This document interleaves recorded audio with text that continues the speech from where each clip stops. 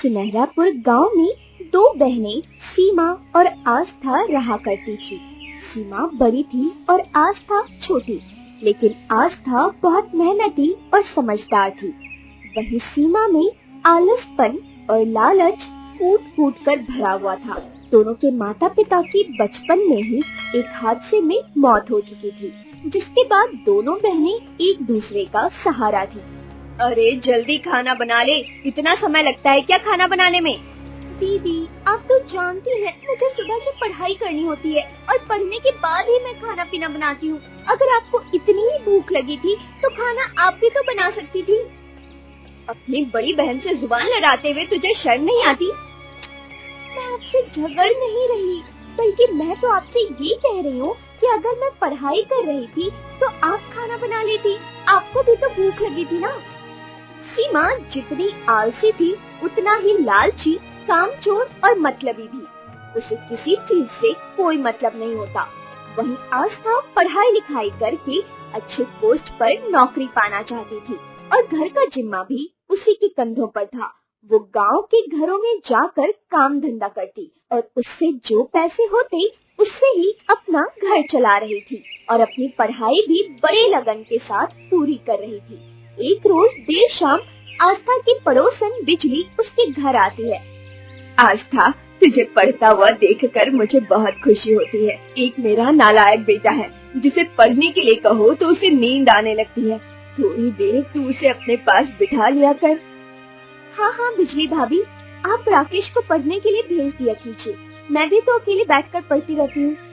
और सीमा, इसे भी कहा कर कि पढ़ाई लिखाई कर ले, कि बस इसका इतना ही काम है पूरे दिन सोना और मेकअप करके पूरे गांव में घूमना।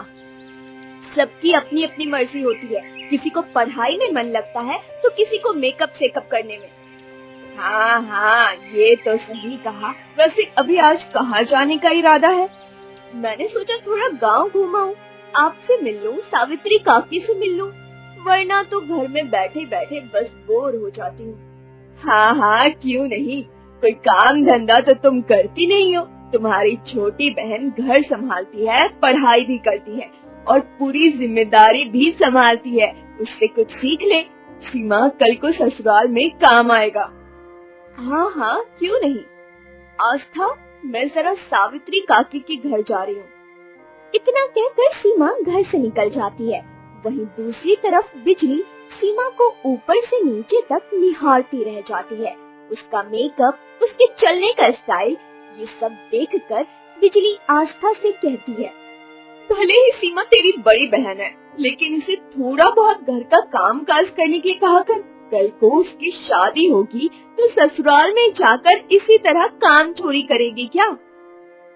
अरे बिजली भाभी, आपको क्या पता, मैं तो दीदी को समझा कर थक गई हूँ कि घर का काम काज कर लिया करो, लेकिन मेरी बात वो सुनती कम और सुनाती ज्यादा है। हाँ, अब क्या कर सकते हैं, बड़ी बहन भी तो है वो तेरी उसके सामने चलती कहाँ होगी। चल, मैं तो बस राकेश के लिए आई थी, उसे थोड़ा पढ़ा देना। हाँ, आप शाम के समय उसे घर भेज देना, मैं उसे अच्छे से पढ़ा दूंगी। मैं 5 से 7 पढ़ने बैठती हूँ 2 घंटे, उसे भी बीच बीच में बता दिया करूँगी। आस्था घर का काम करके पढ़ने बैठती है। वहीं दूसरी तरफ पूरे दिन सोने के बाद सीमा मेकअप करके गांव में घूमने निकलती है और अपने प्यार में 2-4 लड़कों को फंसाने के लिए लटके झटके मार रही होती है। अरे गोपाल, देख जरा, आज तो सीमा बवाल लग रही है यार। हाँ यार, देख रहा हूँ। वैसे मैंने कई बार कोशिश की है कि सीमा एक बार मुझसे बात कर ले, लेकिन ये तो मुझे भाव ही नहीं देती है। अरे भाव तो तब देगी ना जब तेरी शक्ल अच्छी होगी। अरे मुझे देख ले, मुझे देखकर सीमा किस तरह मुस्कुराती है। हाँ, बस कर। बेशक मैं काला हूँ, लेकिन इसका मतलब ये नहीं कि तू हर वक्त मेरी बेइज्जती करेगा। अभी तो बस मुझे सीमा को देखने दे। गांव के लड़के भी सीमा को देखकर तरह तरह की बातें करते हैं और सीमा भी यही चाहती है कि उस पर गांव के लड़के लट्टू हो। ऐसे ही समय बीत रहा था, लेकिन सीमा में कोई बदलाव नहीं आता है। आस्था मेहनत संघर्ष करके आगे बढ़ना चाहती थी, लेकिन सीमा सोकर और फालतू के कामों में ध्यान लगाकर अपना दिन गुजारती थी। उसे किसी से कोई मतलब नहीं था। एक रोज आस्था खाना बना रही होती है, तभी उसका हाथ जल जाता है और वो चिल्ला पड़ती है। वहीं पास के खाट पर सीमा सो रही थी। इतनी तेज चिल्लाने की क्या जरूरत है? हाथ जला है तो दवा लगा ले। चिल्लाती तो ऐसे है जैसे सारा गांव इकट्ठा हो जाए यहाँ पर, और मुझे सोता देख मुझे ताने दे, और तुझे शाबाशी कि देखो छोटी बहन काम कर रही है और बड़ी बहन सो रही है।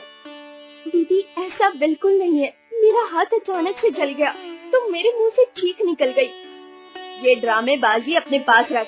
मुझे अच्छे से पता है कि क्या चाहती है और क्या नहीं। हर किसी के सामने अपनी तारीफ सुनने के लिए मेरी बुराई करती रहती है। दीदी ऐसा बिल्कुल नहीं है, आप ना जाने ऐसा क्यों बोल रही हैं। दोनों बहन में खूब बहस होती है। बहस होने के बाद सीमा बिना कुछ खाए पिए हाथ मुंह धोकर मेकअप करके घर से निकल पड़ती है। घर में तो मेरी इज्जत ही नहीं है। अगर वो छोटी बहन है, घर का काम कर रही है, घर की जिम्मेदारी संभाल रही है और पढ़ाई लिखाई कर रही है, तो इसमें उसी की भलाई है, ना कि मेरी। ना जाने लोग कब समझेंगे। इतना कहकर सीमा गांव में घूमते घूमते जंगल पहुंच जाती है। जंगल जाकर वो इधर उधर घूम रही होती है कि तभी उसे आलस आने लगता है। ये जंगल कितना बड़ा है, चलते चलते मेरे पैर थक गए। अब मुझे आलस आ रहा है, थोड़ा आराम कर लेती हूँ इस पेड़ की छांव में। यहाँ कितनी ठंडी ठंडी हवा चल रही है, और सुकून भी है। कम से कम किसी का चिल्लाना तो नहीं सुनना पड़ेगा मुझे। इतना कहने के बाद सीमा जंगल में एक घने पेड़ के नीचे ठंडी ठंडी हवा में बैठते ही सो जाती है। अब इसी तरह कई घंटे बीत जाते हैं और सीमा गहरी नींद में थी, लेकिन उसके कानों में एक आवाज आती है और वो झटपट उठकर इधर उधर देखने लगती है। कौन है? मैंने कहा कौन है? सामने आए। मुझे तुम्हारी मदद चाहिए, मुझे तुम्हारी मदद चाहिए। ये आवाज तो उस तरफ से आ रही है, मुझे चलकर देखना चाहिए कि आखिर कौन है जो मदद मांग रहा है। सीमा उस आवाज की तरफ बढ़ती है तो उसे जंगल में एक गुफा नजर आता है। वो आवाज भी उस गुफा से ही आ रही थी। गुफा में जाते ही सीमा देखती है गुफा में एक जिन रास्ता रोके खड़ा है। आखिरकार तू आ ही गई। मैंने कितनों से मदद मांगी, लेकिन मेरी मदद किसी ने नहीं की। क्या तुम मेरी मदद करोगी? बदले में मैं तुम्हें शक्तिशाली बना दूंगा। तुम जो चाहे वो कर सकती हो, जो चाहे वो पा सकती हो। तुम्हारे पास अपार शक्ति होगी। तुम तो एक जिन हो, और मैंने सुना है जिन हमेशा हर किसी की ख्वाहिश पूरी करता है। तुम सच में मुझे शक्तिशाली बना दोगे ना? मैं जो चाहूंगी वो मुझे मिलेगा ना? अरे हाँ, जो तुम चाहोगी वो तुम्हारे पास होगा, लेकिन इससे पहले तुम्हें मेरी मदद करनी होगी। सीमा के मन में लालच था और ये जिन भी जानता था।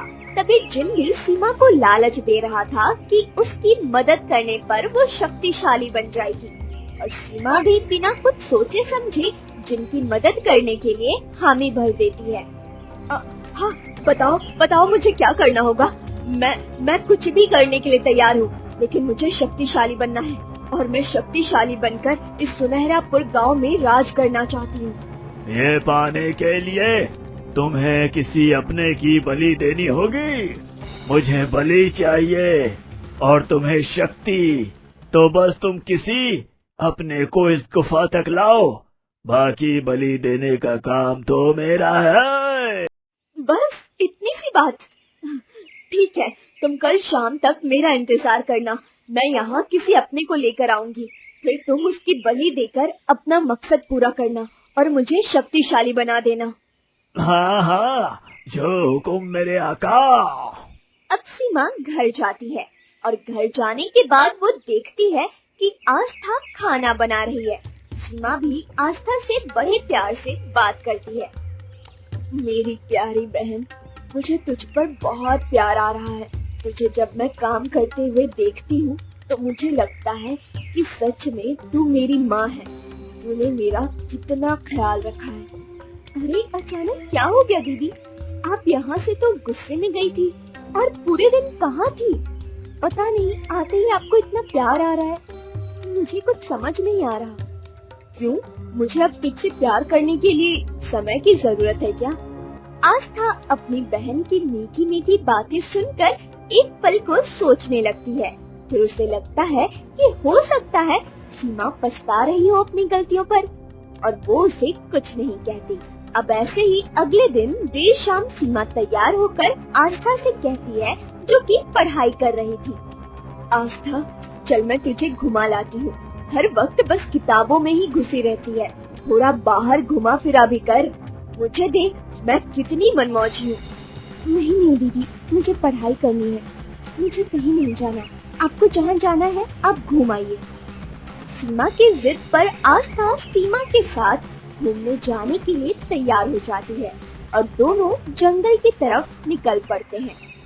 सीमा उसे बहला फुसला कर जंगल ले आई थी और उस गुफा लेकर जाती है जहाँ जिन ने उसे किसी अपने की बलि की मांग की थी। जिन, देखो मैं अपनी बहन को ले आई। तुम किससे बातें कर रही हो और मुझे इस गुफा लेकर क्यों आई हो? ये जिन कौन है जिसे तुम मुझे मिलने लेकर आई हो? आस्था अपनी बहन से सवाल कर रही होती है, तभी वहाँ जिन प्रकट हो जाता है और जोर जोर से हंसते हुए कहता है,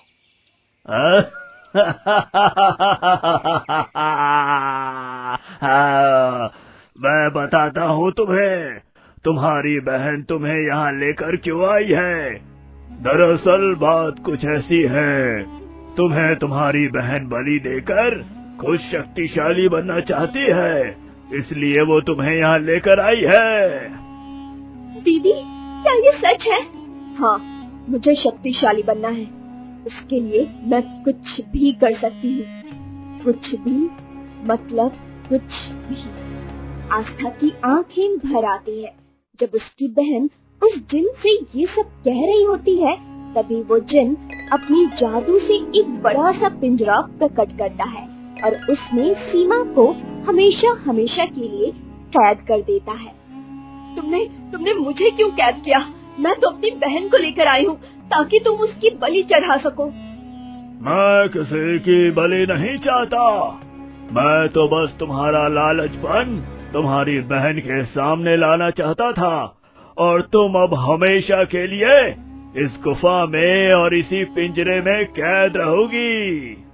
नहीं, ऐसा नहीं हो सकता। तुमने मेरे साथ छल किया है। जिन सीमा की एक नहीं सुनता और उसे पिंजरे में कैद कर देता है, लेकिन आस्था जिन से अपनी बहन को छोड़ देने की गुजारिश करती है और जिन चाहकर भी सीमा को उस पिंजरे से आजाद नहीं कर रहा था, क्योंकि वो पिंजरा एक कैद खाना था जिसमें जाने वाला इंसान आजीवन उसमें कैद हो जाता था, सिर्फ अपने स्वार्थ और लालच की वजह से।